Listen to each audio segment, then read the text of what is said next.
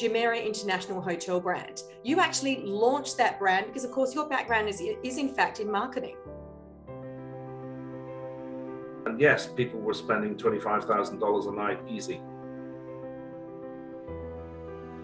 I just have to stop you and ask you, what was the room service delivery to Michael Jackson?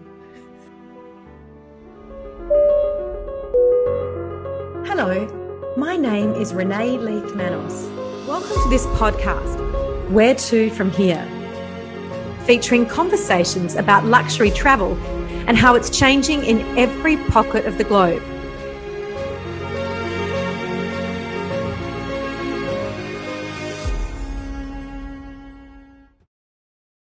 So Andy, welcome to the show. It is fantastic to be speaking with you. And we speak to people and hotel GMs all around the globe. And many of those people are saying the future of luxury travel, at least for now, is here in Asia. Now, you're a Scotsman. What do you have to say about that? Well, I would certainly say Asia is a fantastic place. I've been here for many, many years of my life. And Southeast Asia continues to offer new and wonderful spots for people to explore. But, you know, it's not just Southeast Asia. If we look at what's happening within our own company, Mandarin Oriental worldwide, you know, luxury leisure is starting to blossom and flourish in all spots across the globe. We have so many wonderful places to go to in this world today of beauty. But for us, Southeast Asia, and particularly Indonesia, as they develop the 5 new Bali projects, is exciting to see how we're going to develop tourism here. So Southeast Asia for sure, but not exclusively. And what are those projects in Bali? Can you tell us a little bit about them? Well, it's not in Bali as such. Bali, of course, is, as you well know, you could say the shop window for Indonesia for international tourism. But really, in terms of international tourism around other parts of the archipelago, it doesn't flourish to the same extent as Bali. So what they're looking for are new sites or new spots to attract international tourism. So we can not just look at Bali, but we look at other areas around Indonesia. I think it's a great strategy. It's going to take patience and time and infrastructure to get it right. But I think there's still immense opportunities for international tourism, leisure tourism for this country. But look, you've worked in the UK, China, Hong Kong, the Middle East. I've probably left out locations. What's the difference between working in and running luxury hotels in each different region?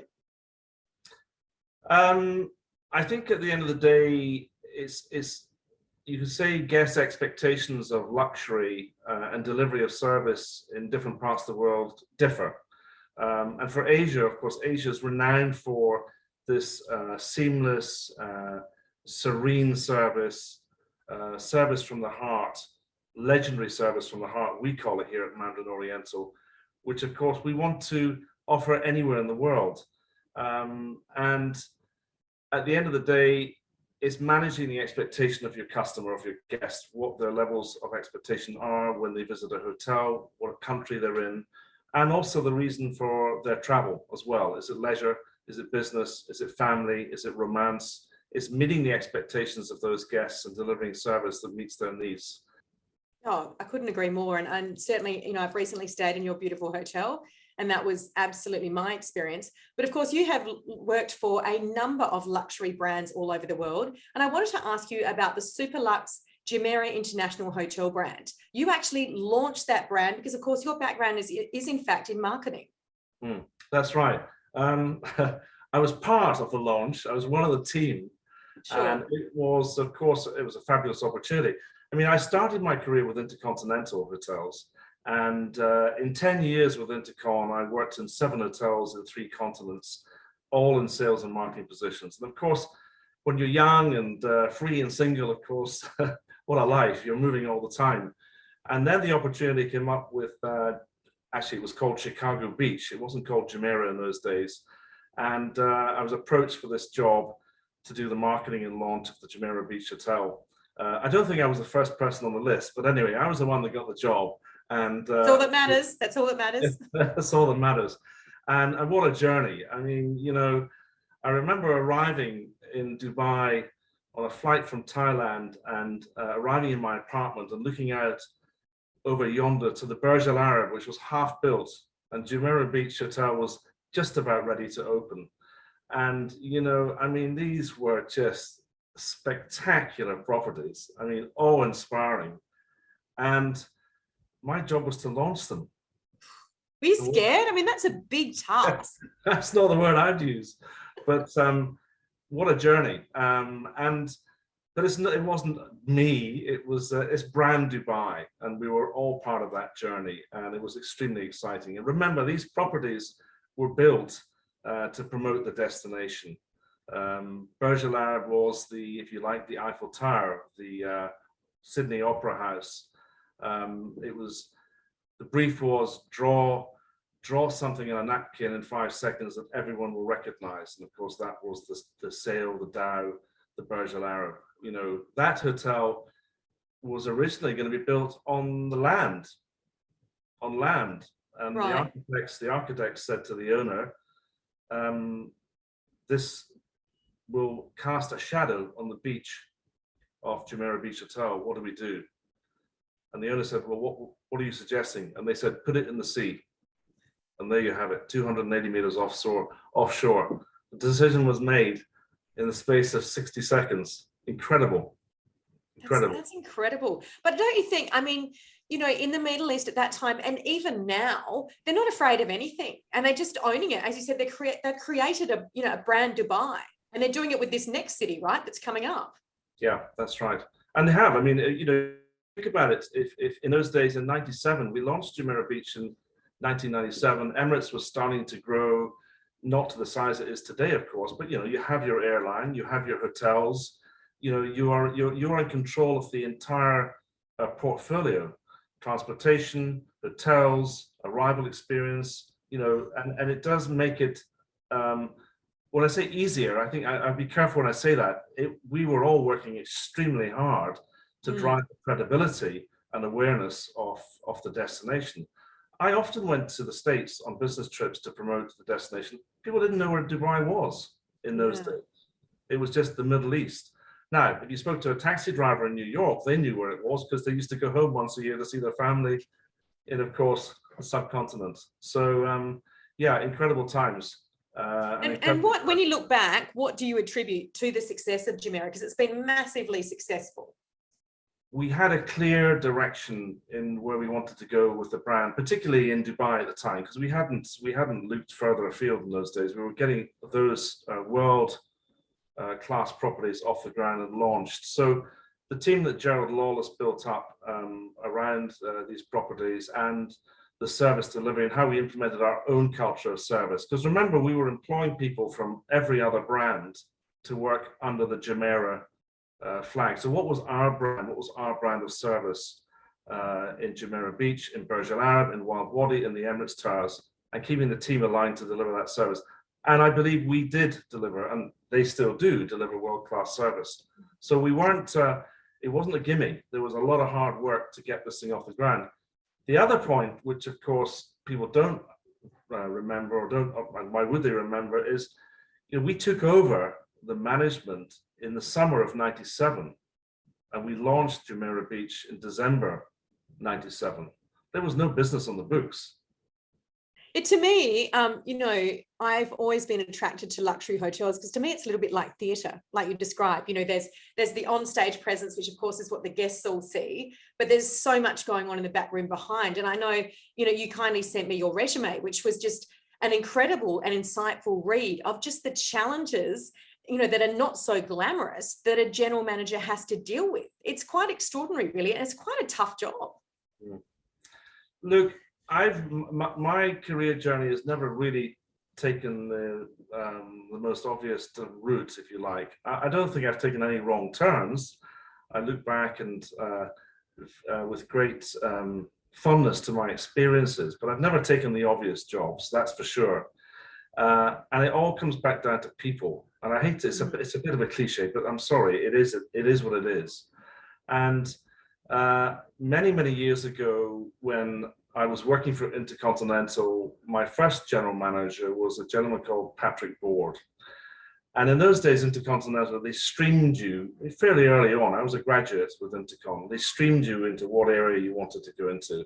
So which property are we talking about? Which one were you in? This was the Mayfair Intercontinental in London, Stratton Street, the home of the stars. All the movie stars stayed there. So for a young lad from Scotland, from Glasgow, absolutely. I just have to stop you and ask you, what was the room service delivery to Michael Jackson? I think it was. Was it to Michael or was it to Bubbles? I can't remember. But he wasn't. He wasn't the only one. Well, I tell you. What I will tell you is that in those days, I was a trainee in room service, and my boss, my supervisor. This is night shift. My supervisor was a chap called Paul Clark, who's head of human resources from Mandarin Oriental Hotel Group worldwide. And unbeknown to me, I forgot, Paul said that our night chef was Gordon Ramsay. Wow. So did he have a temper? Did he have a temper back then, or was that something he developed? Start getting into that conversation on this. No, but he's famous for it. He's not ashamed of it. Well, and then I had Jamie Oliver when we took over the Carlton Tower in London in 2001. He was a guest, a celebrity chef at Monty's, our nightclub. But so going back to the people aspect, if I may, I mean, it may not be of interest, but going back to the people aspect, when I was working with Jumirah, of course, I was enjoying sales and marketing, but I was also quite keen to get into operations, and I never really worked in operations. And my boss at the time, Gerald Lawless, said, well, listen, I'll give you London. Fantastic. What a start in London. Yeah, and I mean that was you need to be real.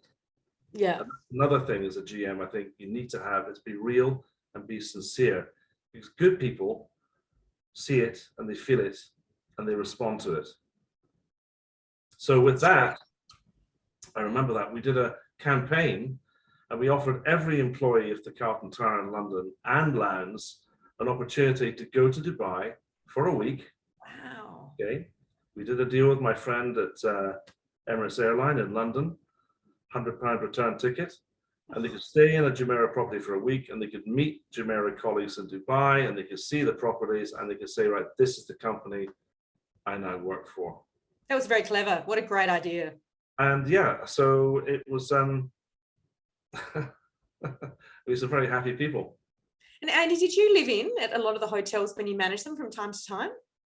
I lived in a hotel in London, yes. I lived in the Carlton Tower, in the middle of London on Sloane Street, Cadogan Gardens. It sounds glamorous, but you're on the shop.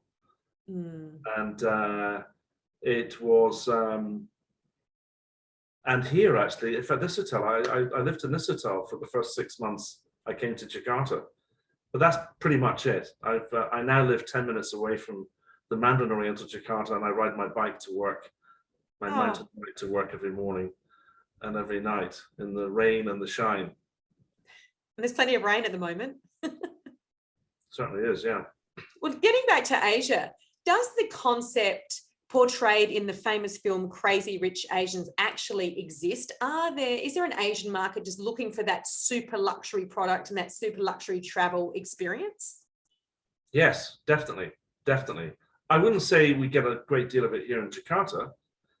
We do in terms of some of our functions and our banquets and our events, but in my experience, having worked in other properties in other parts of Asia, for sure, my time at Sanivakiri on the island of Koh Kood in Thailand, we had 31 villas there, and yes, people were spending $25,000 a night easy to come and fly.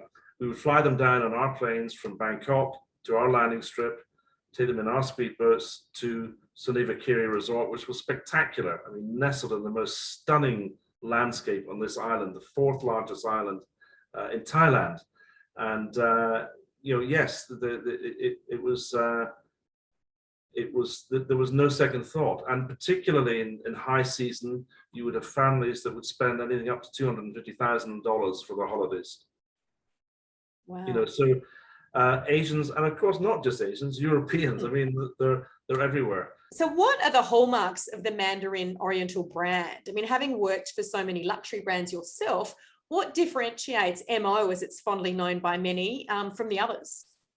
Our legendary service from the heart, which I've referred to before, which is right across the group, I think is incredibly important to the DNA of the company. How we treat our people, how we induct our people, how we retain our people is a crucial part of what we are.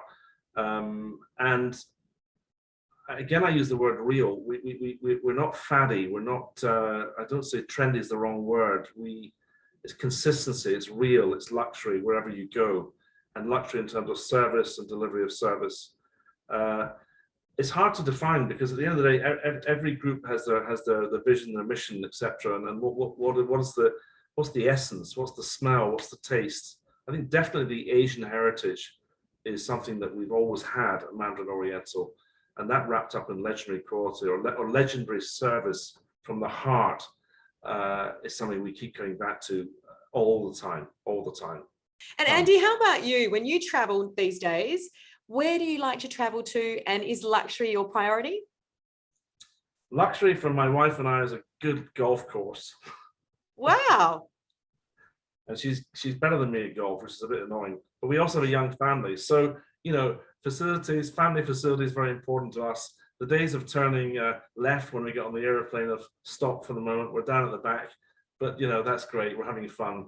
So no, we're not. I'm not necessarily seeking three Michelin star restaurants or the biggest suites when we travel, but I never lose sight of that. And I love luxury, and I love good things. I love great service. I love service from the heart, and that comes in all forms and in all shapes and in all sizes. So that little hut in Lombok, with the lovely beach and the golf course 50 minutes away on the motorbike, that's pretty nice too. Yeah. Gorgeous. And what's your favorite Mandarin Oriental property? Bangkok. I have not been to that property. Bangkok. Thailand, I mean, Indonesia is closest to my heart. Thailand's a very close second. We have a home in Bangkok as well, my wife and I. So we have other ties, forgive the pun. So Bangkok's still a spectacular property. But, at the end of the day, going into the London property, the wonderful smells when you go into Hong Kong. No, it's very rich. We're blessed. We've got a wonderful brand. We've got wonderful owners, and we've got wonderful people. Yeah, fantastic. And look, I could talk to you all day, and I'm sure we'll have lunch at some stage and talk some more. But for now, where to from here for you, Andy? Down to the lobby to meet my boss, who's arriving in about 45 minutes. Why not? It's been wonderful speaking with you. Thank you for your time. Thank you. Thanks very much. Nice to see you. And keep in touch. Take care. Okay. Bye, Thanks. Andy. Bye. Bye. Bye. Don't forget to subscribe here and follow us on Instagram and Facebook for regular travel updates. You can also hear our episodes on Spotify and Apple Podcasts.